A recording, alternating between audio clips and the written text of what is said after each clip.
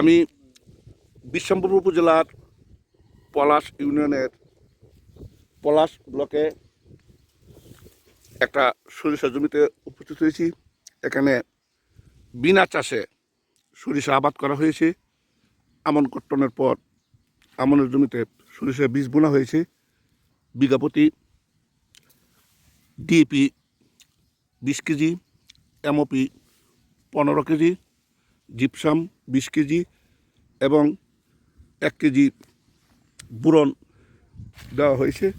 পরবর্তী পর্যায়ে 10 কেজি সাদা সার, ইউরিয়া এবং 1 কেজি মনোজিঙ্ক প্রয়োগ করা হচ্ছে। বিনা চাষে সরিষা আবাদ করা যা এই এলাকার মানুষ জানতো না।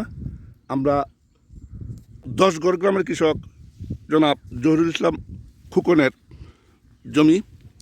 এখানে তার জমি দেখার জন্য সংশ্লিষ্ট ব্লকের উপসহকারী কৃষি কর্মকর্তা জনাব ডয়রিনপুর কায়স্থ উপস্থিত আছেন। তালেরতল ব্লকের উপসহকারী কৃষি কর্মকর্তা জনাব আল আমিন এবং দক্ষিণ বাদাঘাট ইউনিয়নে কর্মরত জুয়েল তালুকদার।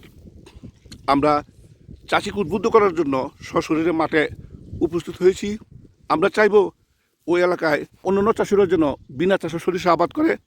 এতে আমাদের একটা সুবিধা হলো, এই সরিষা আবাদের পর অতি সহজে বুরু ধান চাষ করা যায়, যা নাকি সঠিক সময়ে চলে আসে। আমরা আশা করছি এই সরিষাটা বপন করা হয়েছিল জুনের 6 তারিখ।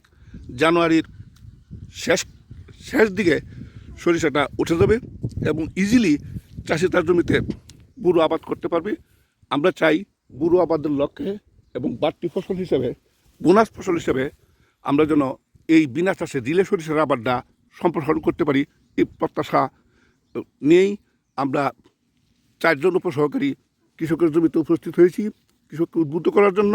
পাশাপাশি অন্যান্য চাষিরা যেন এর দিকে ধাবিত হয়, এই প্রত্যাশা রইল। ধন্যবাদ।